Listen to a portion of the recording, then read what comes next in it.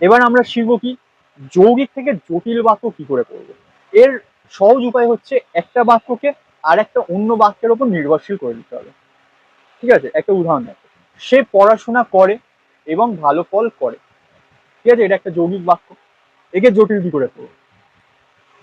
যেহেতু সে পড়াশোনা করে তাই ভালো ফল করে। দেখো, সে যদি পড়াশোনা না করতো তাহলে তো সে ভালো ফল করবে না। আর একটা উদাহরণ দেখো, তুমি পড়ো, না হলে ফেল করবে। ঠিক আছে, একে জটিল কি করে করবো? যদি তুমি না পড়ো তবে ফেল করবে, কারণ তুমি যদি পড়াশোনা করো তাহলে তো তুমি ফেল করবে না, তাই তো? সোজা হিসাব। তুমি যদি পড়াশোনা করো তাহলে তুমি ফেল করবে কেন? কিন্তু তুমি যদি না পড়ো তবে ফেল করবে, এটা আমাদের জটিল। আর যৌগিকটা কি ছিল? তুমি পড়ো, না হলে ফেল করবে। আর একটা উদাহরণ দেখো, বৃষ্টি হলো তাই খেলা বন্ধ। মানে কি, যখন বৃষ্টি হলো তখন খেলা বন্ধ হলো, কারণ তার আগে পর্যন্ত খেলা চলছিল।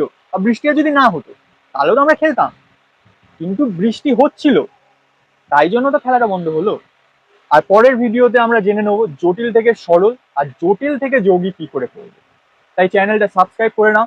আর এখনো অবধি আমরা যা যা শিখলাম সেই সকল বিষয়ে যদি ওয়ার্কশিট পেতে চাও তাহলে আমাকে 9804439769 নম্বর তোমার নাম, তোমার ক্লাস এবং তোমার স্কুল, এই তিনটে বিষয় লিখে আমাকে মেসেজ করো। আমি অ্যাকর্ডিংলি তোমাদেরকে আমাদের হোয়াটসঅ্যাপ কমিউনিটি অ্যাড করে দেবো। সেখানে তোমরা ওয়ার্কশিট পাবে, এই ওয়ার্কশিটের অ্যান্সার্স পাবে, প্রিভিয়াস ইয়ারের কিছু কোয়েশ্চেন পাবে যেগুলো তোমরা সলভ করতে পারবে।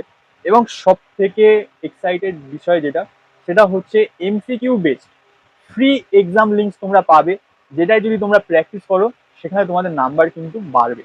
মানে পরীক্ষার জন্য তোমরা কিন্তু তাহলে প্র্যাকটিস করতে পারবে। ঠিক আছে, এবং পরের ভিডিওতে জানবো জটিল থেকে সরল আর জটিল থেকে যৌগিক কি করে করা যায়। তাই চ্যানেলটা সাবস্ক্রাইব করে নাও।